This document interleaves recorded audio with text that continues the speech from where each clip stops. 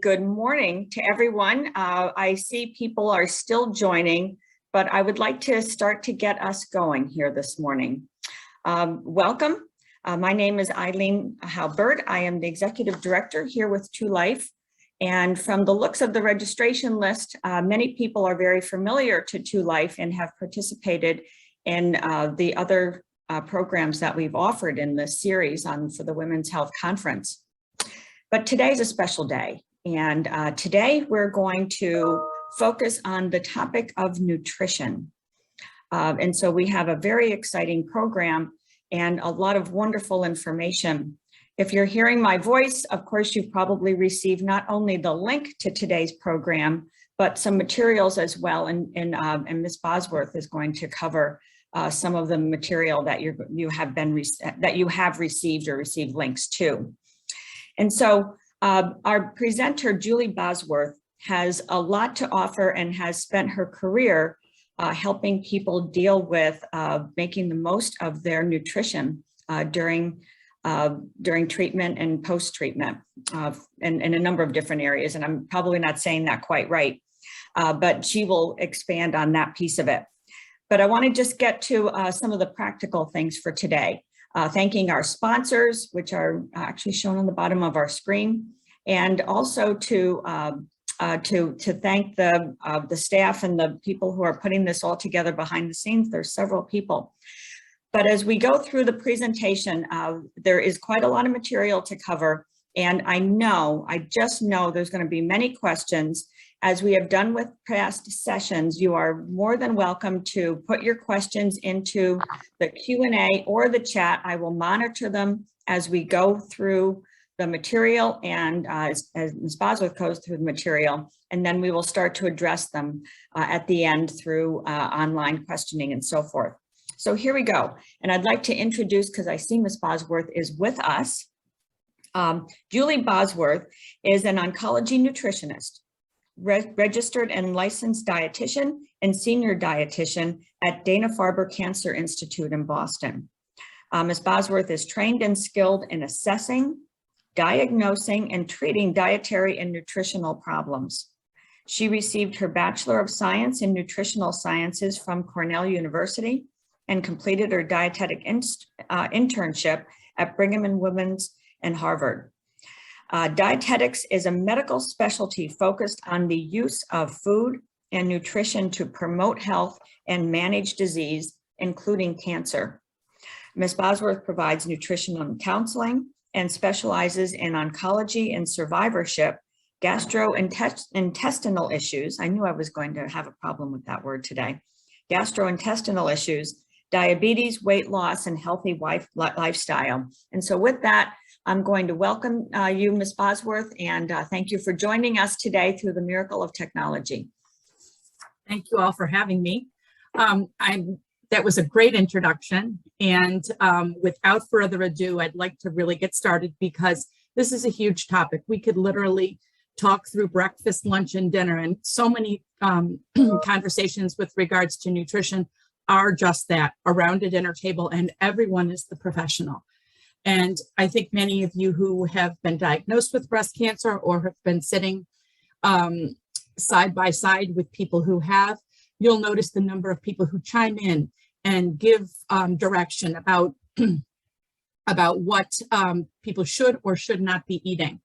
That's the number of people who come to me and say, well, I've cut out dairy, or I've cut out all meat products, I've become vegan, is honestly frightening. And I always ask people, no, where did you come up with that? And what they do is they kind of stop and say, I don't know, I think someone told me to do that. So what I'd like to do is take the mystery out of this today and talk about life and wellness in general. One of my favorite things about my job is to talk about survivorship, not just from the sitting as a survivor myself of breast cancer, but also as somebody who I'd like to think has helped people over the years find an eating pattern that they can feel good about, not just for breast cancer, not just for cancer in general, but for all chronic disease states that include obesity, heart disease, and cancer prevention. So it's more what to do versus what not to do. So please I would love to know kind of the direction you'd all like to go in terms of this conversation. I would like to entertain a nice conversation at the end based on your questions. So please let me know through your questions what topics in this arena of survivorship, life, and wellness are most important to you. Thank you so much for having me today. To Life, I'm really impressed by the organization, and I'm looking forward to today's talk. This is a huge volume of information, and I have about 45 slides. I've also included a lot of handouts. And so what I'd like to do is just have everyone listen today. Everything that we talk about is going to be in the handouts for the most part. I also am happy to share my personal information at the end, and you can contact with me with any additional things that you'd like. So that's really kind of what we're looking at. This is the food environment that has brought us all to the point we are, with high cancer rates, lots of processed foods. And in the words of Michael Pollan, who's one of my favorite food journalists, this environment kind of began back in the 70s, when all of a sudden we were dealing with a lot of packaged foods, things in crinkly wrappers. It's one of those things that it's easy. We all do it. We all are in a situation where we have to reach for something that's easy and processed. But we've really gone off the deep end with this. And I think everyone can kind of think, yep, I've had those moments. I've packed a lunch like this. So this is really what we're dealing with. Additionally, this is the American plate that most people value. We go to a restaurant. Is the restaurant good? Have I gotten my money's worth? Usually people, most Americans, and I would say often people in the 35 to 40-year-old to 75 age group, will feel they got their money's worth when they get a large piece of protein on their plate. So we're typically looking, when people come to me, they're looking at a plate that's pretty much half meat, often red meat. People want that big ticket item. And this is honestly what has gotten us all into a lot of trouble. Whether it's been, so I'm sure those of you who have Googled, cancer risk, you'll know that glandular cancers like breast, ovarian, pancreatic, and colorectal all respond pretty heavily to an animal-based diet, an animal protein-based diet. So when we see a diet that's very heavy in animal products and processed products, we know that there's a prevalence toward diagnosis of those types of cancers. Therefore, we can flip it and empower you to say, and when we eat more of a plant-based diet, and that will be the theme throughout today, what can I do? You can eat a plant-based diet. So that is going to be one of the common themes throughout the day. And you're going to also see in your packet that you have the plant-based diet handout with 2 different ways to ramp up to the plant-based diet, kind of the jump start and then a kind of a slower introduction. Personally, I'll throw my husband under the bus. We all have to do the slower introduction here because he's one of these people who would view this as the typical American plate. And this is what he's going to value. Okay, so one of my favorite places to go for nutrition information outside of the Farber, at the Dana Farber, we have about 200 written educational materials between the dietitians at both Dana Farber and Brigham and Women's Hospital, which is whom we're affiliated. We also have the Zachem Center for Comprehensive and Integrative Therapies. And that's where we develop all of our survivorship and research information. But the American Institute of Cancer Research is a really great non-center-based arena where they have conducted over 7,000 research studies on the link between basically lifestyle and cancer that includes diet, exercise, and for the first time, cancer survivorship risk. That www.aicr.org provides a comprehensive global report. And the last one of 10 recommendations is specific to survivors. I find this website to be incredibly helpful. For example, I saw one question pop up about caffeine in the chat already. So about 1.5 years, 2 years ago, California stated that caffeine was a carcinogen. So we all were kind of taken aback, wondering where the information was coming from. Within 2 weeks, AICR.org came up with a position statement on caffeine. So if you're trying to figure out how to address all the bombardment of information that you're getting, AICR.org is a great place to go if you don't have affiliation or can't reach a dietitian. You really can't separate eating and diet out from all of the other things that we would recommend with regards to a healthy lifestyle. One thing, leads to the next. So when we talk about breast cancer survivorship, we also talk about exercise, getting 30 minutes of exercise 5 days a week to significantly decrease estrogen levels. So especially in a hormone-driven environment for breast cancer, exercise can be really helpful in decreasing estrogen and feeding the cancer cell. So when people take tamoxifen or an aromatase inhibitor, another thing that you can also be doing is exercising and walking. And when we say walking, people say, how fast? And so what we say is we walk at a pace that allows us to not be able to talk to someone we're walking with. So that's, one of the ways we put that. So I'm just going to join right here where this slide is and say, is there a recommended diet? Yes, and that's the plant-based diet. So people come to me asking about the Budwig diet. I had one woman who was trying to get her son with breast cancer. She was trying to get him to follow the Budwig diet by floating the cottage cheese in flaxseed oil. Believe me, we've heard it all. I had one woman start treatment and she had cut out all animal products completely. She didn't necessarily effectively go to a vegetarian diet or a vegan diet or using tempeh or soy products. So what ended up happening is that she started off her treatment at a very good weight. Her weight dropped rapidly. She ended up dropping her albumin, which is a measure of protein stores in the main compartment of the body. And ultimately, the medical oncologist said, we're going to have to stop treatment until you can get your nutritional status back up again. So she actually harmed herself in the effort of doing what she thought was going to be the right survivorship diet. I've also had people, if you look at the word macrobiotic diet, measuring their carbohydrates, their proteins, and their fats down to the percentage point.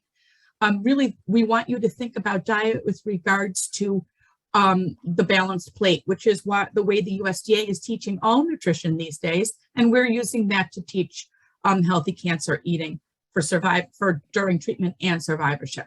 So one of the slides questions that I saw pop up was regarding caffeine. Caffeine is not a problem at all. I'm drinking my cup of coffee right here as we speak. And the only reason we wouldn't want people to be drinking a lot of coffee is not necessarily for the coffee itself, is because of the caffeine. So if you're in treatment, hydration is a really big and important thing. So it's one of those things that I feel like we don't think of it as the coffee being the problem. We just don't want you to be in treatment and be dehydrated. So for people who drink caffeine on a regular basis, if you're kind of calculating your fluid needs during treatment, and I'll explain what I mean by that, it's one of those things that if you have 3 cups of coffee in a day, you benefit from the fluid contained in 2 of them. So unless you're really obese, you can take your weight in pounds divided by 2.2, and that's your weight in kilos. And that's the number of ounces of fluid you should have in a day. And coffee can contribute to that if you're a regular coffee drinker because you're used to the caffeine. So caffeine is not a carcinogen. Coffee is actually an antioxidant, and it provides an excellent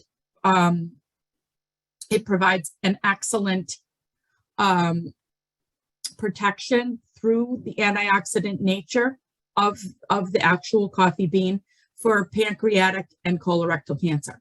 So the studies are for 4 to 5 cups a day. I'm not urging anyone to do that, but there's really no concern at all. I love this slide because a lot of times people will say to me, well, I'm not a big fruits and vegetables person, so can I just take a vitamin supplement? We often think, people come to me with often, 12 to 15 different things that they've been taking. The only vitamin that we really need to be taking, because we live in the north of Atlanta, is we need to be taking vitamin D, and everyone should be taking it, men and women.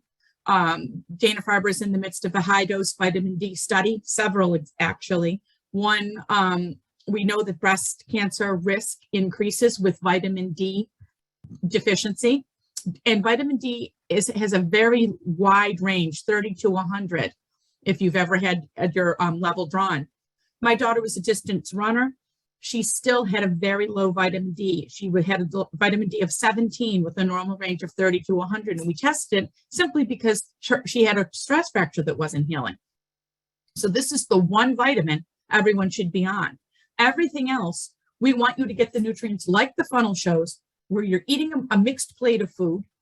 The nutrients all go in to give you the best, to kind of foster that best survivorship action, because they interact together. Again, Michael Pollan, eat food, mostly plants, and not too much. So the color of the food that you eat indicates the nutrient. So for example, both tomatoes and watermelon have the nutrient lycopene, which is highly protective against prostate cancer. So we know that. And yet at the same time, we're not going to take a lycopene supplement. We want you to get it from the foods, because both of those foods are also excellent soluble fibers. So the beauty of food, if we think back to the way the things that used to go before we started intervening on everything, as you know, as a human race, this is really the way things always had gone. Next slide, please.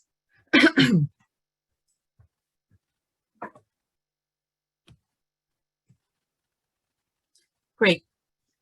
So here's what the reality of the situation. We don't pull out food or activity. It all works together.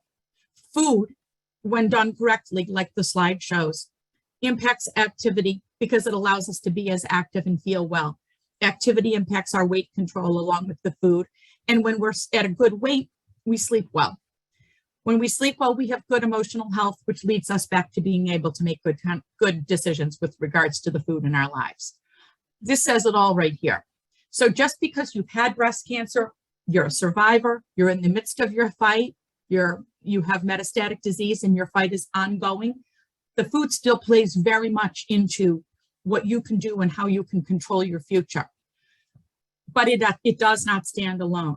So we don't want any type of reactionary diets. You should never be on a diet. What you should be doing is eating just a healthy plant-based plan that relies on good choices, with instead of 50% of the plate being meats and proteins, the 50% of the plate being fruits and vegetables. Next slide, please. So food first is going to be the ongoing message today. 75% of Americans don't eat 5 fruits or vegetables a day. And I don't care if they're fruits or vegetables. The color indicates the nutrient. And therefore, I don't care how we're getting it. But I would like to tell you, ladies and gentlemen, if you're on, if you were 6 years old, I would tell you to put a rainbow on your plate, and that would really kind of sum it up and be the end of the conversation. And I wouldn't need 45 slides to tell you. Americans eat about 1.5 servings of vegetables and less than a serving of fruit. A lot of times people would think the opposite because we gravitate towards sweetness. It's actually the opposite of that. If you're in treatment, you're going to notice that fruits and vegetables, a study shows that 69% of fruits and vegetables taste the way they're supposed to people in treatment, especially platinum-based treatments or Taxol, where you get a lot of taste discrepancy. So when those situations occur, I say to people, put the fruits and vegetables back in your diet. They'll set the tone for good eating, health-wise, good bowel control and bowel movement, as well as give you a step on survivorship. So unfortunately, we throw away more than 11 billion pounds of fruits and vegetables a year, yet people reach for dietary supplements totaling over $18 billion a year. And that's probably 2 to 3 years old. And we don't even know if we take a standalone vitamin C in synthetic form, like as a supplement of 100 to 200 to 300% of the RDA. We don't even know if that's effective. People often will say to me, I take a turmeric capsule every day, 500 milligrams. Is that enough? And I'll say, I don't know. I don't really know. I know turmeric is an excellent spice. I know it's part of in the Indian population quite a bit, and that Indian people living in India or following that type of diet have a very low. However, in the supplemental form, we don't know. So food first is the message. Next, please. Fruits and vegetables are naturally low in calories, as we all know, with the exception of avocado, which has 360 to 400 calories per avocado, and a lot of people don't know that, so I always try to say that. 65% of Americans are overweight or obese, meaning 120% ideal body weight. Yet only 6% of Americans would identify with that number because we're very used to being that size. If I look at what ideal body weight charts say people should weigh, people would be very surprised by how they look, myself included, if I weighed what that chart said. We used to, at the beginning of our breast cancer handout, say, please try to attain a BMI of here to here. And I'm not even going to say the numbers because people would be floored. We realized that that was a big turnoff and people almost were like, well, great. I've been diagnosed. I've been through treatment. Now what? Now I don't fit this and I haven't weighed this since 7th grade. Now what? What we try to say is get your BMI as close to a normal BMI as possible. 25 to 27 is a realistic number versus some of the numbers that we actually look at. The reason I say that is every BMI point is about 7 pounds. If you can think in increments of 7 pounds, this is more of a feeling of being able to be accomplished. Fat cells can act as hormone pump and secrete hormones and other growth factors into the bloodstream. And that's point number 3 on this slide. And then if cells are overexposed to that, they tend to reproduce more quickly and increase cancer cell growth. Does it mean if you've started off overweight and have always been overweight that you're doomed? Absolutely not. Any improvement you can make, 5 to 7 pounds, any BMI point that's dropping is positive. The biggest thing that we don't want to have happen is we don't want you to gain weight after diagnosis. So a lot of times people will say, oh, I had a really bad year last year. And a lot of people will say this to me because of the pandemic, and I gained 30 pounds. We need to start thinking about reversing that pandemic weight gain and getting people back to where they normally were, and then not having them regain again. So the big message in this is the yo-yo dieting that is so prevalent in the American culture is really not a great thing because the body is registering that fat production.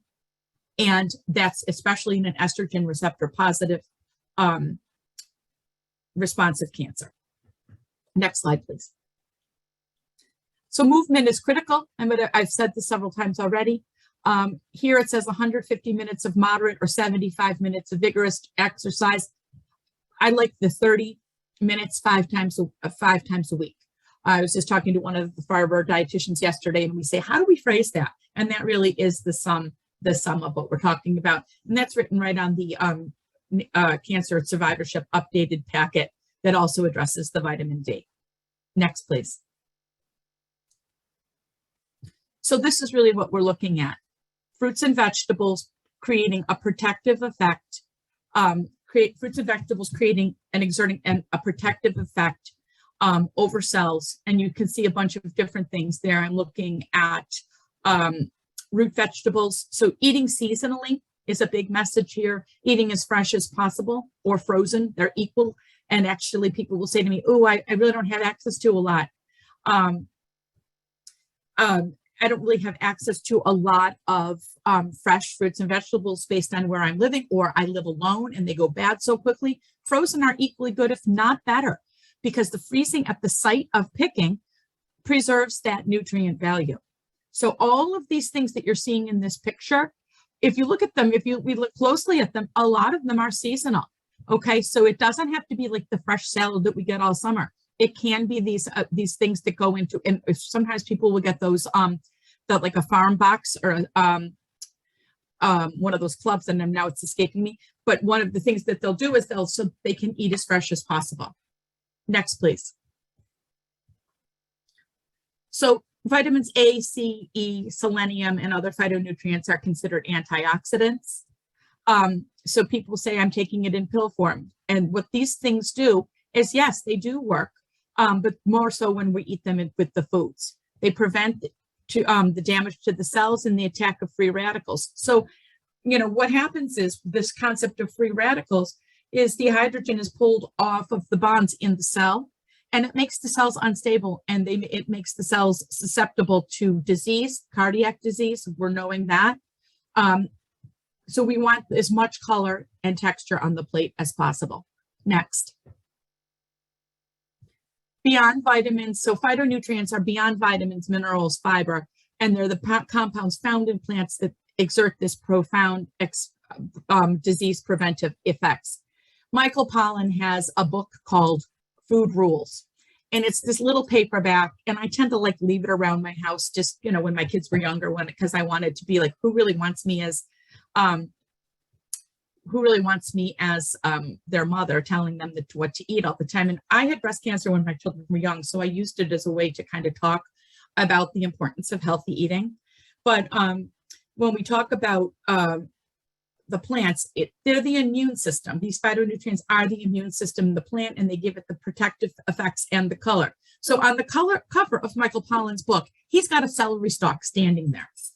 So he said one of his things is, eat foods that stand on one leg, like the celery stalk, a mushroom, or two, like a chicken or a turkey, versus four. So I love that, because I'm like, okay, we know that things like beef and animal products like, you know, pork and those types of things are going to fall down for further in the range in terms of health and frequency, that we should include them in our diet for both nutrition, for survivorship, obesity, and cardiac disease. That's what I love about this diet. In a word, what we're talking about is a Mediterranean diet with lots of color and texture from plant-based sources. Next, please. So these are some examples of the words that are those phytonutrients. Okay, so, you know, carotenoids, flavonoids, doesn't really matter if we're able to say them or pronounce them or know what they are. There are about 160 to 170 of these phytonutrients that occur naturally in foods and in nature. They occur in thousands of combinations in plants. And these are the things that are working together that you can't take from taking a vitamin. So other than that standalone vitamin D that we know our body can't convert by living in the north of Atlanta was the line where the doctor who I was listening to, he said, unless you're naked on your lawn with your arms exposed to the sun 15 minutes a day, you need to be on vitamin D. And he goes, so I hope that you're all on vitamin D, because I don't want to picture that. And we all had a chuckle, but it was a really lasting message. Everything else can be gotten right through the foods that we eat. Next, please. Here's an example of how they all work. I'm not going to take a test on this at the end, and I wouldn't expect you to see it, do it either. But you'll see that these are all, this is the chemistry of the plant. And this is an exciting chart. I love the periodic table of the elements. I have one hanging in the office behind me. This is a phytochemical chart, and this says a lot about what we're trying to accomplish with the survivorship diet. Next, please. So how do they work? These phytonutrients stimulate enzymes that help the body to detoxify. So one thing is a big thing, like, and I'll see it on Facebook. Oh, I'm in the middle of a detox, a liver detox. The liver does that anyways. Think of it as a self-cleaning oven. That is the function of the liver. The liver sweeps toxins from the body, and then it self-cleans itself. We don't need to do that. That is what happens. That's how the body works and how we're all alive today. So they can interfere. So one of the interesting things, some of these phytonutrients interfere with the growth and multiplication of cancer cells through a process called apoptosis. In other words, they kind of cause the cell to rupture, and therefore there's no further growth of the cell. They also decrease inflammation, and we know that cancer loves inflammation. Cancer goes right to inflammation. So if we know that we are having an inflammatory state in our body, one of the best ways that we can get away from that state is to eat a lot of fruits and vegetables. So when we say a lot, 5 to 10 half-cup servings a day. So you might fill half your plate, and there might be 4 right there. So people say, oh no, how can I possibly do that? It's really not a lot when we actually see that the serving is a half cup for everything except a piece of stone fruit like a peach or a plum, or a salad or melon. Everything else is a half cup serving. Those are all cup servings. Next, please. So they're working together in the synergistic effect. That's obviously somebody who's working with an orchestra to orchestrate a lovely, healthy, the orchestra is the symbol of the healthy synergistic lifestyle and synergistic benefit that we get out of the multitude of nutrients. Next, please. I already talked about this, and herbs and spices, the curcumin, the turmeric, and this is the, and in the active dietary spice. People say to me, how do I use turmeric in my diet? It's an excellent spice. You don't have to love the taste of curry. It's not as strong as a curry, but I like to use it in salad dressings or in savory foods like salad sprinkled on a salad, or if you use something like an egg salad or a tuna salad, you can easily incorporate the turmeric into that. Also, people say to me, how much green tea do I need? I don't know. I really don't. We don't know that information. Everybody's body is different. Everybody's body is a different size compartment, but we do know that they have the green tea has the properties for inhibiting cancer cell growth and invasion. Occasionally, I do get somebody who says to me, I've spent my life drinking green tea. Why am I sitting here? That's the answer. That's the $1,000,000 question. So what is it that's led somebody to get cancer versus somebody else not? Really, the way it all boils down is there are so many factors that come into a diagnosis. It can be stress, it can be environment, it can be genetics. And interestingly, I gave a talk with a director of our breast care center at South Shore Satellite when I was working at the South Shore Satellite before I moved to the main campus at Dana Farber. And one of the things that she said to me is that everyone thinks there's going to be a genetic component of most breast cancers. It's really 10% or less. So it is a lifestyle opportunity for all of us. And there is that unfortunate situation when people follow the guidelines and it happens anyways. But I'd like to think that we're still a healthier body to receive treatment at that point. Next slide, please. These are just more examples of more of this. So people often will take resveratrol. It's great for energy. It's neuroprotective. But you don't need to take it as a supplement because you can get it in peanuts, berries, and grapes. So one of the attachments that I sent for Eileen to share with all of you through email is 11 foods to include in your life. And you're going to notice that greens and berries are right up there at the top of the list. Berries are some of the best, healthiest foods. We know, we always hear about blueberries, strawberries, but really any berry contains that resveratrol, and that's an excellent phytonutrient. Next slide.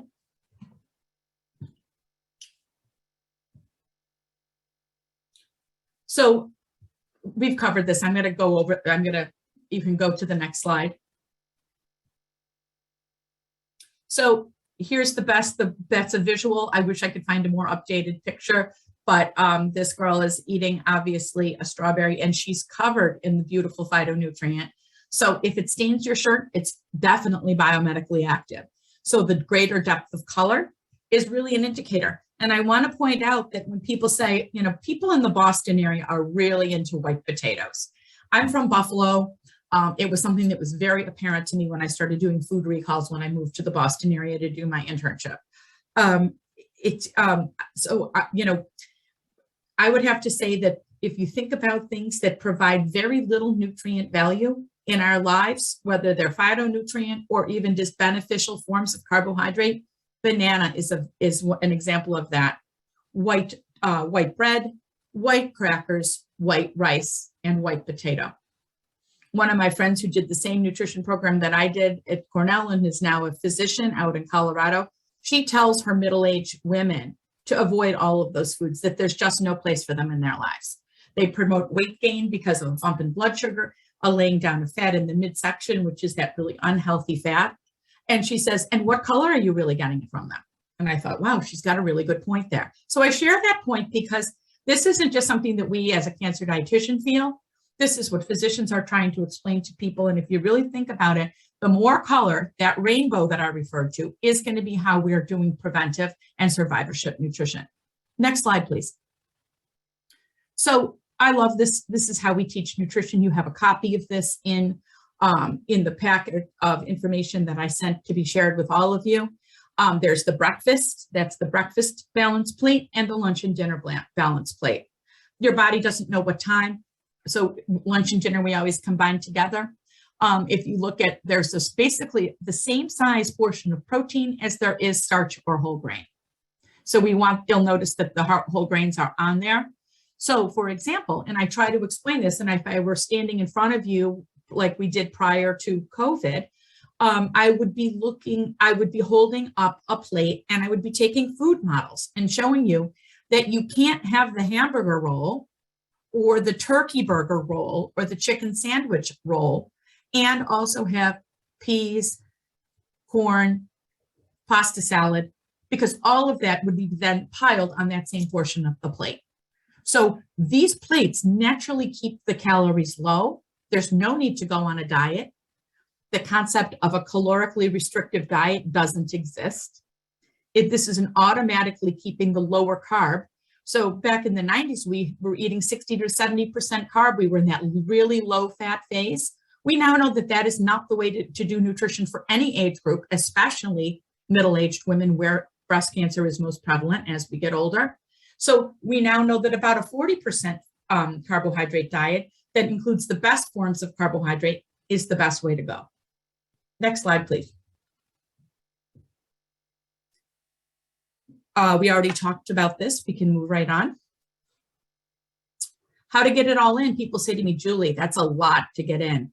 So trying to eat at least 2 colorful plant foods before noon. I find people do better if they try to get in 4. And the best way to go about doing that is starting off the day with a smoothie. And you could say, but I want to eat my calories. I don't want to drink them. I totally agree with that. So I've switched to a smoothie bowl where I make the smoothie slightly thicker by adding less liquid component to it. It holds up in a bowl. And then I toast oats, rolled oats, not steel cut, because they obviously, you could break a tooth. So you toast oats with a little bit of olive or canola oil to crisp them up, along with some nut, and then sprinkle those over the top of the smoothie bowl with a drizzle of honey. So that's a great way for right off the bat. You can usually get in a cup of spinach, baby spinach, without anyone even knowing it's there, and then a mix of other fruits and vegetables. I find a great version of it is usually raspberries, blueberries, and either something like a mango or a peach. And I buy all of mine organic at Trader Joe's for a very reasonable price. And then keeping fruits and veggies cut up. Sometimes people say, oh, by midweek, I'm not doing that. So those all will hold up really beautifully. Cut them all up on a Sunday afternoon while you've got the football game on, put them in a snap top container, and then you can pull them out all week long. Next slide, please. I want to just really go right straight to it. Sugar does not feed cancer. I had a woman yesterday, a very aggressive cancer. She presented to the Farber, actually from Buffalo. She was at Roswell Park in Buffalo, decided she wasn't comfortable there, and decided to come to the Farber for her treatment. So we were sitting and talking. She had already lost about 18 pounds. She was down to the low 103, 105 range for her height of 5'6". She was very thin. She was also very weak. It had nothing to do with her cancer. It had everything to do with her eliminating carbohydrate from her diet, basically on almost like an Atkins or ketogenic diet. We don't promote any of those. People do that saying, well, I'm trying to reduce sugar in my life in general. I say you still need whole grain products as well as fruits and vegetables, all of which fall into the carbohydrate area or arena. All carbohydrate breaks down to sugar for use as energy by the body. That is the front part of every blood sugar curve, and we need that. There's no way to avoid it. If you look at the blood sugar curve that I believe I sent Eileen, it's going to show you that at the front of every curve is caused by a bump in blood sugar, which is how we actually nourish our brains and our physical state. There is no need for elimination of any kind of carbohydrate. The Farber has a position statement. I wrote, we have also the Cancer Nutrition Consortium. You can Google that, and it's got a great statement about sugar. This is one of the most frustrating things that we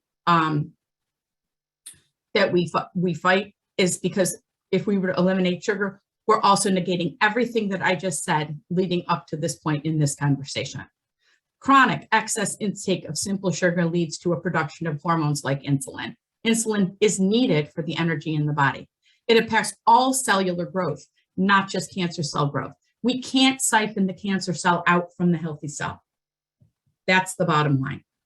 All cells are fed, but the cells to rebuild, red and white blood cells, need the energy and the calories, so that if you're in treatment currently, people say, how do I get my red and white blood cells to come up? And I'll say, in the presence of adequate calories, which comes from not dieting, adequate protein builds those cells back up and keeps you on schedule for your chemotherapy treatment. Next, please. Yes, excess insulin can promote tumor growth. So do I want you to have a hot fudge sundae at every meal? Absolutely not. No one would ever suggest that, and we would be gaining excessive amounts of weight if that was the case. Sugar is broken down, starts with salivary amylase in the mouth. That starts a salivary cascade, and that's the whole digestion of carbohydrates, and it completes in the stomach, and then is secreted into the bloodstream right at the site of the pancreas where insulin is secreted, unless you're a diabetic. That's a very necessary process in digestion. We don't want to eliminate that. So behaviors that reduce insulin levels while still allowing you to eat correctly is physical activity, weight loss in general if you're obese, and unrefined carbs. So yes, thinking back to the very first slide that I presented, that's not the lifestyle we want. We want natural foods. We want to be eating not organic necessarily, because that's expensive, but foods that are colorful like the rainbow. Next slide, please. Here's the blood sugar curve that I'm speaking of. The red line shows the consumption of refined or too much carb at meals and snacks. Okay. Right over on the right of that, foods that spike: chips, French fries. French fries are one of the worst foods you can possibly eat. They go directly into wildly rapid blood sugar swings. They are calorically dense, and as the fry cooks, it absorbs the oil around it, making them both very high in fat as well as very high in starch. And there's almost no nutrient value. Okay. The single one food that I would recommend people cut out of their lives, and I've said it to my husband, to my kids, to anyone who listens to me, is French fries. Because if you look at that blood sugar curve over to the left, that number one curve that makes no one feel well can be promoted by any of those sugary items, and not directly sugary, but a basic white potato. So number two, the curve that we're trying to accomplish, that number two curve shows clear head, clear mind, because the body is enjoying the fact that the blood sugar is not flying all over the place. That curve is promoted by whole grains, legumes, and other pulses, which is a category that includes black beans, chickpeas, lentils, and flax. And those are digested farther down in the GI tract and represent more of a complex carb and a great source of protein. And it shows stable energy, longer periods of feeling full, better mood, alertness, and overall feeling much more energy, not just stable, but more energy. The big wide swings show that big sleepiness, sluggishness, irritability, poor food choices. So this is good, not just in a cancer arena or a survivorship arena. This is just good, healthy eating that's promoted by the plant-based diet. Next slide, please. So could you just move this down slightly so I can see the heading on this slide? So these are healthy fats. If we look at these, we want to reduce the consumption of saturated and trans fats. Saturated fats are found in animal products and butter. Do I want you to use margarine? Absolutely not. And there's really no need to go to, this is fine, thank you. There's no need to go to any of the, I can't believe it's not butter. Dietitians use butter, but a small amount. We reach for fats for the mouthfeel that they're providing, the texture, if you will. So a small amount of the real thing is a much better way to go calorically, because even if we have the healthy fat that doesn't have saturated fat in it, the calories remain the same, whether it's healthy or not. A tablespoon of fat is a tablespoon of fat, and it's 120 calories. So we want monounsaturates like olive oil, canola oil, which I have a little fun fact. Canola oil just means Canada-made oil, which is just so interesting to me because I'm thinking, what plant is canola oil from? It's not. It's from a plant, a building. Olives, avocado, nuts, nut butters. Those are all your healthy foods. Okay, those are the way to make your own healthy salad dressings. Avocado toast drizzled with a little bit of olive oil. and a little bit of lemon juice or a cayenne pepper on a piece of whole grain toast. It doesn't get much better than that. Omega-3s, which are unique foods that are going to be cardiac protective and health protective, found in your fatty fishes. No need to take a fish oil tablet if you eat the 4 ounces of oily fish, or another way to get the omega-3s are walnut oil, avocado, and flax. So please notice what I'm trying to show you is that there are ways to get away from any of those supplements by just eating well. I want to say one thing about trans fats. Trans fats are doing the same type of thing by seeking that additional hydrogen. A trans fat means across. Trans means across from. So you have a wobbly molecule, saturated and saturated here correctly, and unsaturated on the 2 other ends. It's not a stable molecule. It robs the body of free radicals, which is exactly what antioxidants, like the colorful fruits and vegetables, are trying to prevent. So we want to help that out by completely eliminating processed foods from the diet, margarine, and partially hydrogenated oils. So you might see things on a food label, and it might say partially hydrogenated. You're looking at a trans fat that's being disguised under another topic. Next, please. So how do we want to start the day? Both of these have about 12 grams of sugar, but with the orange, we're getting fiber, significantly lower calories, and 170 phytonutrients working toward health. Okay? This kind of says it all. Next slide. So how do we do this? Now, this is really interesting to me. In our breast cancer shopping list that you're all receiving today, we say 4 ounces of red meat a week. The American Institute of Cancer Research for all cancers, including breast and colorectal, which respond to lifestyle changes best, says 18. That number kind of blows us all away, but that includes beef, pork, and lamb.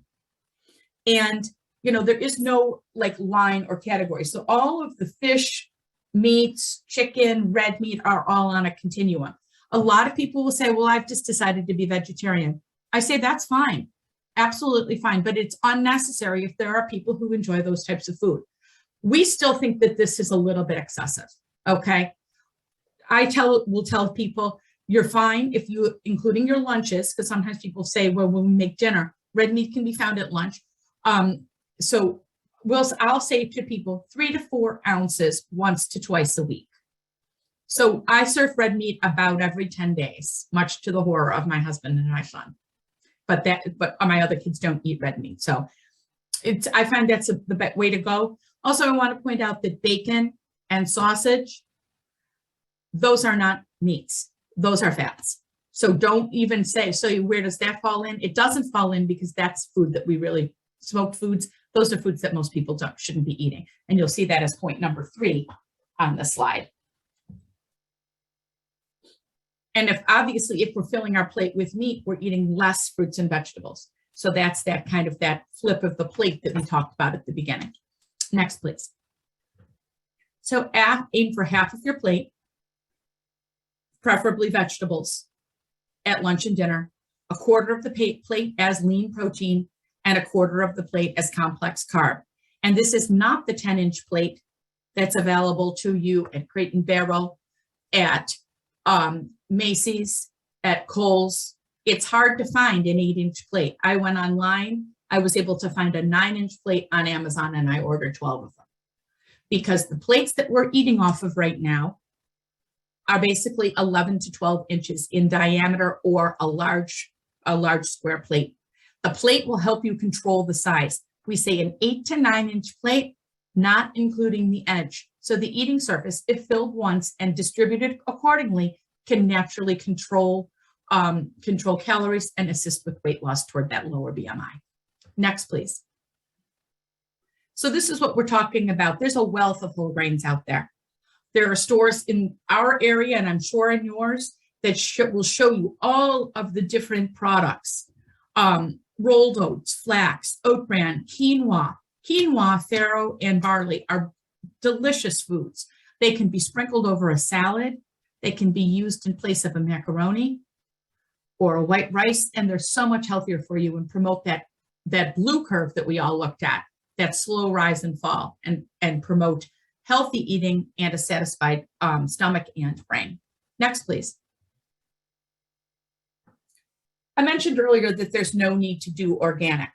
There's no benefit in terms of organic foods from an anti-cancer advantage unless it's avoiding the foods that are going to be this laden with pesticides or have thin skins or foods that you can't wash well.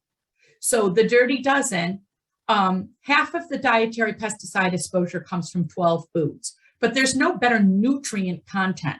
People always tell me, well, I'm all organic, Julie. And they act like I'm going to be thrilled by that. And I say, you might actually be wasting a lot of money because I'm not ever going to buy a piece of citrus fruit or a banana or a melon that's organic because the skin on those is so thick. There's no way those pesticides are going to impact the part of that I'm actually eating. The bottom line, washing it with a little bit of agitation can do exactly what we need it to do. Then there are the dirty dozen that are included in your breast cancer wellness packet as the foods that if you're going to buy organic and can afford to do so are worth doing. Next, please. And there they are. The dirty dozen is buy these organics and the clean 15 are those that are lowest in pesticide and you do not need to bother getting them organically. So I think that just says, and the interesting thing to me is we want organic potatoes, but we don't care about sweet potatoes because of the way they're grown and the thickness of the skin. Next, please. On that slide, I just want to credit the Environmental Working Group. I actually have that app on my phone. And so a lot of times if I'm thinking to myself, I'm really wondering, the Environmental Working Group app is a good one to have. So we've already talked about the fact that where we live, we can't convert vitamin D2 to vitamin D3. We know that we've seen increasing levels. We're all slathering ourselves with sunscreen. We know that. So we need to actually have that be prevalent and we want to make sure we take it. And people say how much is necessary? 1,000 international units of D3 is safe. The studies that we have going on at Dana Farber are 4,000, but I would not suggest going over 3,000 international units without being under a doctor's supervision because it is a fat-soluble vitamin and toxicities can be seen in the liver if you go over the 3,000. So I personally take 2. I'm pretty fair-skinned and I'm not outside as much, or I have suntan lotion on if I am.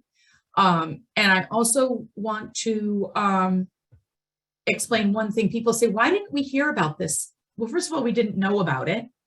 And secondly, cod liver oil is one of the best forms of vitamin D that you can get with 1,340 international units. The previous generations took that in the morning. People would be like, oh, I start my day with a tablespoon of cod liver oil. That was prevalent and now has become not prevalent. So we need to take it as a capsule or a gel because that's what's happened is we've lost that in our diets. Next, please. People ask me about alcohol. Alcohol should be limited to 1 drink per day for women and 2 for men. And the serving is 12 ounces of beer, 5 ounces of wine, and 1.5 ounces of spirits. So people always ask me, and I'm sure maybe one of you is thinking this right now, they will say to me, so can I save up and not drink all week and have a bottle at a party? The answer is unfortunately no, because it's dosage based. Okay. So the way my medical oncologist said to me is don't get in the habit of having an open bottle just sitting on your counter waiting to be drunk. People will say, well, I enjoy a drink and the drink helps my stress. I understand what you're saying as well. I think moderation is really the key word here. Okay. If you feel like you're struggling with this concept, you can Google it. You can look at aicr.org. It will give you the guidelines and reasons. And the word inflammation is exactly what we're talking about. Alcohol in general is an inflammatory and cancer loves inflammation. Next slide, please. So this is really where we're headed. This is the Mediterranean diet. It's at its very best. Nuts, whole grains, flaxseed, chickpeas, and a wealth of color. Next, please. Here are some resources These are that's the Dana Farber website, danafarber.org/nutrition. We also have an app called Ask the Nutritionist, and it's a really great way to have all of these types of questions answered. The other, right below Dana Farber, is Memorial Sloan Kettering Cancer Center. We do a lot with them at Dana Farber. I attended an entire workshop on hyperglycemia, meaning an elevated blood sugar in stage 3 and 4 cancers and how that impacts outcome. And we know that if you're diabetic, you really want to make sure that your blood sugars are controlled, because talk about sugar feeding cancer, that's an example that we know that a poorly controlled blood sugar or a poorly controlled A1C feeds into that whole mechanism. That's where the sugar feeds cancer steps outside of that. But I want to just make that statement to say that that's a separate situation. And I'm hoping that your takeaway message is not any, from today's conversation, is really not any kind of specific diet, but that it's a plant-based look, a Mediterranean-based diet. And I included recipes and a look at what that looks like, that fosters good health, that avoids obesity, chronic cardiac disease, and cancer. I'm happy to take as many questions as people want at this point. I have nothing this morning, and I plan to stay on as long as people want to talk. And I'm very happy to address anything personally if you have questions you feel you'd rather not ask. And I can provide my email at the end, or even right now in case people need to go. So my personal email for Dana Farber is J, the letter J, Bosworth, my name, the number 1 @partners.org. J Bosworth with an S, 1 @partners.org. The 1 is important, or it will go to a physical therapist at Mass General who specializes in shoulder work. So I just want to say that, because she'll occasionally be like, hi, I think this was meant for you. Right, that's very funny. It's Eileen coming back on, and so I think we have a number of questions that have started to come through the chat, and I already see that there's another one started. So let's get right to it. That was so informative. I want to bring to everyone's attention that a link to all the handouts. So Ms. Bosworth gave us all of the handouts as individual files. We put them together so it would be easy for you all to access information. People are asking for some of the concepts that you presented in your slides, and you've given us a whole lot of meaty information. I know that everyone will agree once they see the slides and the handouts that much of what you have communicated, including the breast cancer shopping list and some other pieces on the Mediterranean diet and so forth. And so in the chat, you'll find the instructions, because we literally cannot email them because it's too much of a file and you're having trouble getting them to us. So they're in a link embedded on the nutrition page on the 2Life website, but it's right there. You don't need any special access. And so with that, let's get to it. Now, you talk about caffeine, but one of the early questions that came in, and I don't remember hearing you say anything about tea specifically. Can you talk about that? So, people say to me, oh, well, what's going on with tea in terms of caffeine content? People can make a weak coffee or a super strong tea.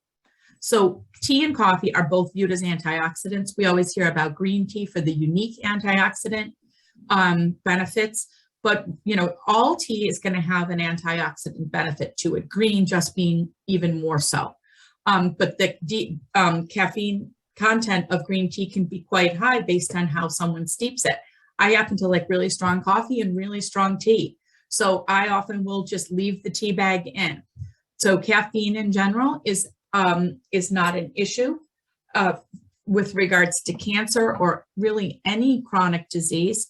Some people who have been told by their cardiologist not to have a lot of caffeine, might want to go to a weaker source, but, not go over the top with quantity or number. But tea is an absolutely fine product and can be viewed in the antioxidant category that would fall under a phytonutrient because it's based on leaves. So tea and coffee are both phytonutrients, if you will, as well as antioxidants. Perfect, thank you. There are several questions that have come in about dairy, and I'll start with eggs first. And if you can talk about dairy in terms of in general, and then there's a specific question about yogurt and or milk. Okay, so dairy is one of the biggest questions that we get. And if you look at the breast cancer shopping list, you're going to see that there's dairy all through that.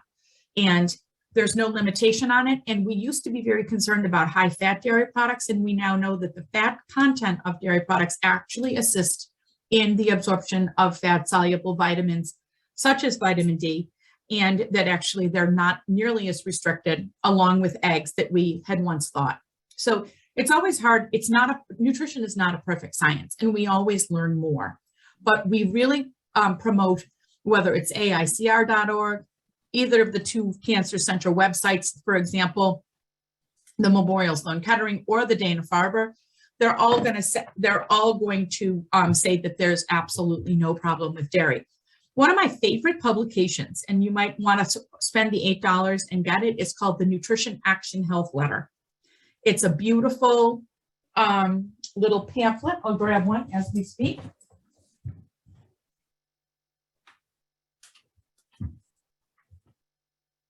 It's a little pamphlet, comes once a month. It's 15 pages long. Yes, it's got all sorts of charts in it. It goes right, and it's by the Center for Science in the Public Interest.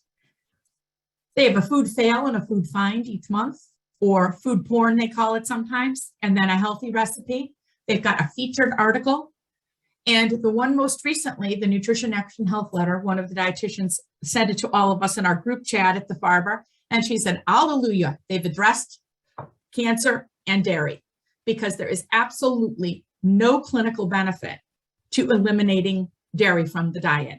And in fact, people who had yogurt and cottage cheese had a 10% lower risk of recurrence in eating that.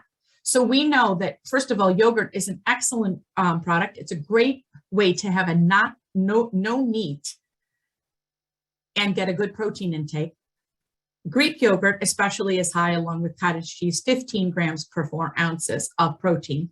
And it's great in terms of the bacterial translocation of the diet and having a probiotic in your diet that's not a pill-based. And it's called the Nutrition Action Health Letter. And it's the Center for Science in the Public Interest. It's got a whole medical staff, and what it does is it helps get rid of all of the myths and I love the articles. That is a great answer. And I think we've addressed there were 2 or 3 other questions that came in. And I think the eggs and all of that, we've got a better handle on. So we used to say 3 to 4 yolks a week, and we're really not concerned. And we know, keep in mind, everybody, that only 40% of your total cholesterol level is based on what you're eating. The rest is cholesterol made by the liver. And it's one of those things that it's so genetically based. And also total cholesterol level is not really what we all look at any longer. We look at total cardiac risk, which is the total level divided by the HDL. And that should give you a number in the low, a low number. A number of 5 or less is what we're looking at. Okay, so take your total level and divide it by HDL. If these numbers in terms of the dairy products, if you're like, well, I can't do that, you might find even if you have a high cholesterol, you can still do that. Great. Mm-hmm. So let's move into a couple of other areas. What about Dr. Gundry, who says the skin and seeds of a tomato are bad?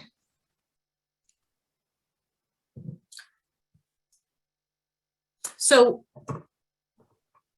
I'm not honestly sure where, other than Dr. Gundry is honestly the only person who I've ever seen even bring up parsing that out. You could certainly poach a tomato or blanch it and have the skin fall off of it. You could take the seeds out, especially in a plum tomato, and just eat the beneficial portion, like the meat of it, as we call it. But Dr. Gundry has a lot of ideas that do not have any evidence based outside a lab. So what happens with something like that and what we get with a lot of holistic nutritionists, like we have a man in the Boston area named Mark Mancola. I don't ever want to slander someone, but when somebody is making statements that are only based on lab findings that are not done in people, we can't embrace that as evidence-based science. So everything that we provide to patients at Dana Farber on our website is evidence-based studies that are done on people. I also struggle in general with holistic practitioners of either medicine or nutrition, who in telling people what to do or what not to do allows them to sell a product, because then they have a secondary interest in making that recommendation. So when we talk at Dana Farber, we're not selling anything. We're not promoting any label of, people will always say to me, oh, well, I've gone to a health food store and I've bought the best organic vitamin that I can possibly buy. And they'll tell me some ridiculous price. Some of the best vitamins, for example, are nature-made vitamins. They do the best in human studies, and they're about $10 or less for a standard supply of them. So I just want to be very careful with any kind of people who are making a claim of elimination based on anything but human, well-advanced tertiary level human studies. It's called evidence-based nutrition. Perfect. What is cytochrome P450 recurcumin quotient? And I'll acknowledge that I am not familiar with this terminology. So that's that one slide that I had up. Cytochrome P50 is the curcumin. The curcumin can interrupt that. It's a biochemical pathway. That's a biochemical pathway that curcumin, or in other words, turmeric, because turmeric is a component of curcumin, which is basically curry, like a curry. It falls into that whole category. That cytochrome production pathway is an interrupted pathway that's based on, and that's what we know that these phytonutrients do. They cause apoptosis, or the interruption of a biochemical pathway in a very natural way through normal foods that are processed through the body. So that was just being used as an example of some of the pathways that are either promoted or cut down by phytonutrients. So whether it's a promoted pathway that allows us better health, like through vitamin D, or whether or not it's so that, vitamin D would be a beneficial versus something like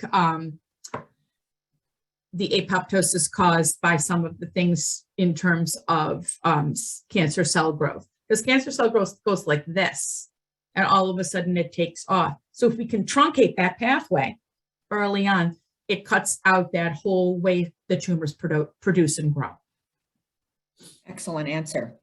Next question. Is there any advice for eating for a genetic situation, such as in particular for mutations like CHEK2? Okay. And that's the beauty of this. There's no specific things that we've learned in the last probably 10 years.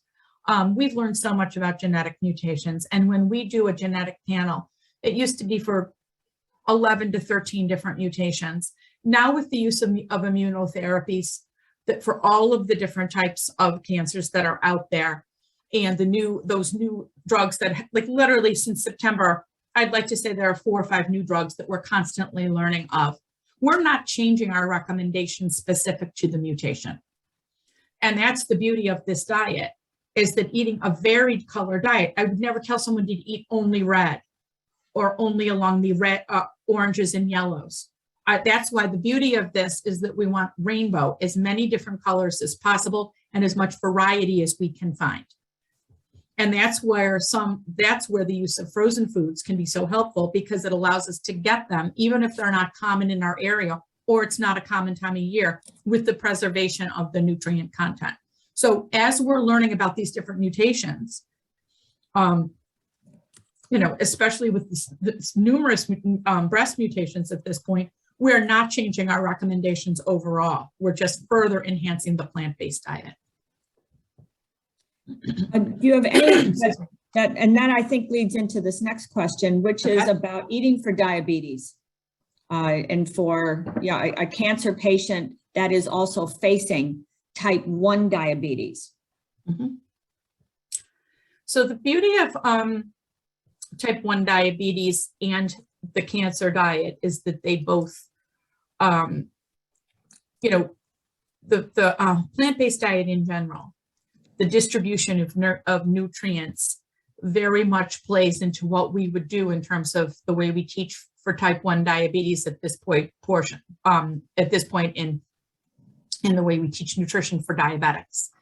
So if you think about a type 1 diabetic, having a certain number of, carbohydrate counting is how we do it and how that ultimately affects the blood sugar spike. All of the foods that were recommended in terms of whole grains as well as non-starchy plant sources all are perfect for a diabetic, because it's that Mediterranean plant-based eating that, whether it's a type 1 diabetic or a type 2 diabetic, that all fits right into that. And that's what I really like about teaching the plant-based diet, especially when you think about non-starchy fruits and vegetables fall on one side, which is excellent for either type of diabetes in terms of blood sugar control, as well as type 1 diabetics have a higher risk for cardiovascular disease. It plays right into keeping that component of it all down low. And then if we say all you need to do is balance between a healthy protein and a complex carbohydrate, it all fits in really beautifully.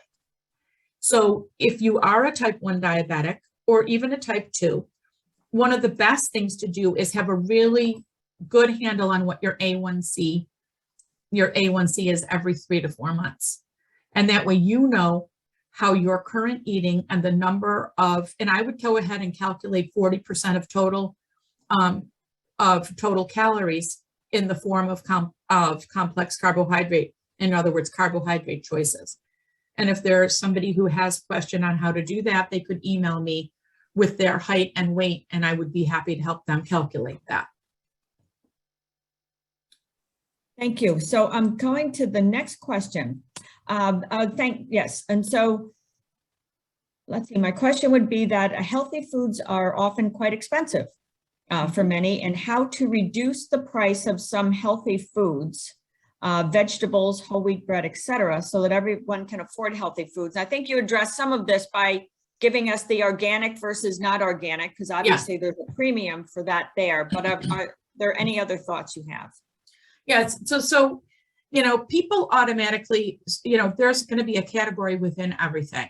So first I would go to the organics versus not and become very familiar with where money is being wasted. Also remembering that a half cup portion is pretty quickly satisfied. Like if you look at a portion size in terms of a half cup and you're hearing me say 5 to 10 servings, you'd be like, oh my gosh, that's going to be super expensive. But at the end of the day, when you really think about it, it adds up pretty quickly. I love the use of the frozen, like I mentioned, and it doesn't need to be bird's eye. It doesn't need to be the high level frozen. It's not going to be the indicator. So a good store brand of a frozen fruit or vegetable used in a smoothie can be a way to get it. And I agree, it's expensive. It's extremely frustrating, especially if people are on subsidized meal plans, food stamps, any of those. It's a really, really challenging conversation to have with people. And the one thing that I can say for it is just because people are paying more for it doesn't mean it's that much better. So you can get a good whole grain bread, not whole wheat, take it a step further and get a whole grain bread. Arnold is a really great whole grain bread, not Pepperidge Farm, interestingly. Pepperidge Farm doesn't have nearly the, Pepperidge Farm creates that kind of image of, oh, I'm eating it is not nearly as good as Arnold bread. Okay, so Arnold's a great brand. It's pretty well known. It's pretty easily attainable. Also, Panera has now come out with a very good set of whole grain breads that are in the $3 range for a decent sized loaf of bread. And I would advise anybody, as well as Trader Joe's, and I would advise refrigerate these items, because if there is whole grain, protein content will be higher and they will be more likely to get moldy quickly. So pop those right in the refrigerator.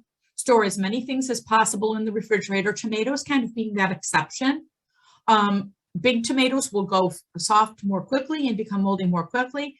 I have a little colander on the counter of cherry tomatoes. They last much longer than a big tomato, and they can sit at room temperature because that's where we would, but otherwise I would go to cold storage with as many things as possible. And I would use as many portions of the fruit or vegetable as possible. Like, don't throw out your peels and that kind of thing, because that's where it's going to be, you're going to be wasting actually the best and most nutritious portion. We're going to go back to meat for a second. This is from a person, her brother is battling cancer and he's a hunter. And so venison, can you talk about any health? Does that fall into the same category as other meats, or is it considered different? So the beauty of the fact that he's a hunter is that he's getting really fresh. Venison, first of all, has a lot less fat content than regular beef. So if you think about bison, venison, those, and now you can even buy those in small portions in a food store, but those are healthier red meats. The reason our red meat, we've also gotten away from recommending red meat, is because the animals are not raised in a manner that allows them to grow slowly and therefore to have a nutrient value in their meat.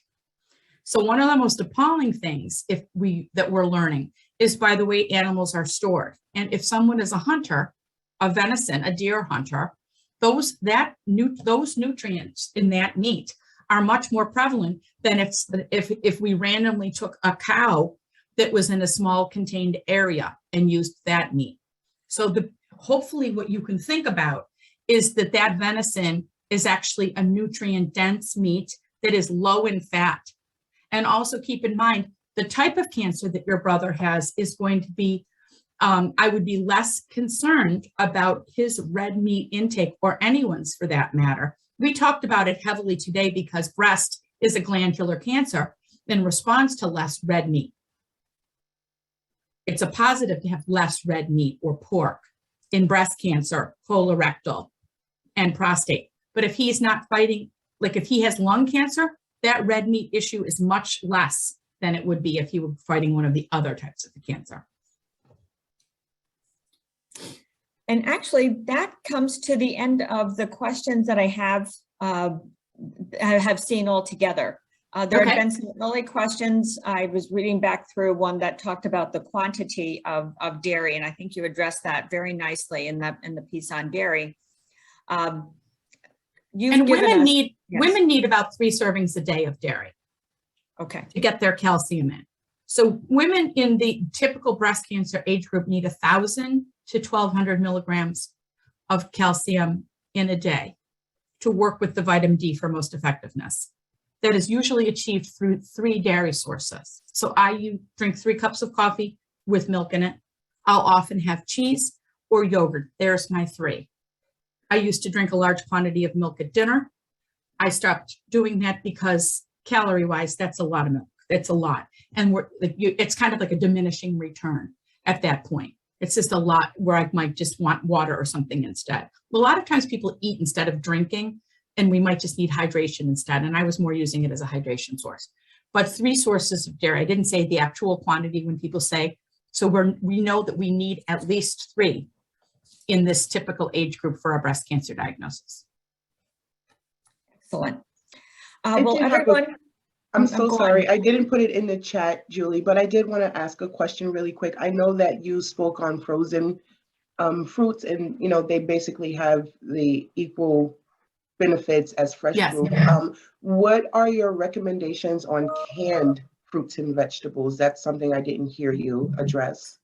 So, sometimes people will use a canned fruit or vegetable if they're getting the side effect of diarrhea from some of the immune therapies, like canned pears, canned peaches, applesauce, those kinds of things still will give you the soluble fiber benefit to bind the fluid that would be caused by immune therapy. But we know that really a lot of canned fruits and vegetables have completely lost their nutrient content.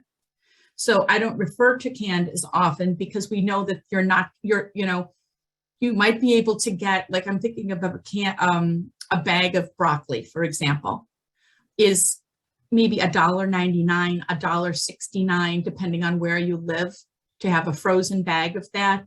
A can of peas is going to be 99 cents. It's not even, corn and peas are not even considered a vegetable because they're starches, and they're one of the most frequently reached for items in terms of canning. So we really try to steer people away from the canned, because most prevalently they go for the ones that aren't even considered a vegetable, but more so because the nutrient content has been leached out of it into the water.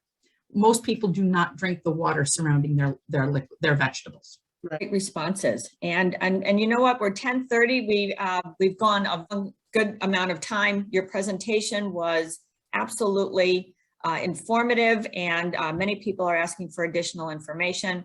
I have put in instructions just to access that the handouts. If you haven't been able to do that, I will resend that and get information related to giving some feedback and so forth that we can, that I'll get out to everyone who participated today, and actually everybody who had the information. We have recorded this session and we'll make it available on our YouTube page just as soon as we can get that pulled together. And so this was absolutely fabulous. It was well worthwhile, and I think everyone learned a lot of both things they can use right this moment, as well as addressing the concepts that can help us all be as healthy as we possibly can. And I think that's what you're getting to. The passion you have around nutrition is completely evident. And I think some of the resources you've given, and I typed in the publication, that was one of the questions that that did come in. And so that's in there for people to sign up. Your email, someone was kind enough to put your email address. Thank you, I saw that. People got that. Actually, our founder, Mary Ginsburg, is on as an attendee today, and she put a story in about when she was going through her own cancer treatment, and her son talked about eating broccoli. And so you might have seen that in there. And he wasn't all that excited about broccoli. And today he's a vegan. So, you know, or vegetarian, I should say. I think I misstated that. So we all evolve. And Jamila, of course, thank you for being on, Jamila. And she is our support services program manager. But we had a great group today, and we had a lot of attendance. We had a few people starting to drop off. So at 10:30, we're going to close it off and say thank you for your time. Thank you for your wonderful, wonderful work, and be well. And thank you again for the slides. We're going to get that back out again to everyone. So with that, I will say our next presentation, our fourth and final in the Women's Health Conference series, will take place on January 13th. And if you are, and many people who are on today have signed up for that fourth and in the series as well. But we'll send out reminders and so forth if anyone has not put it on their calendar yet. And we look forward to seeing all of you, hearing from all of you in the days and weeks to come. So happy holiday season, happy New Year, and have a great day, everyone. Thank you for being with us. Thank you.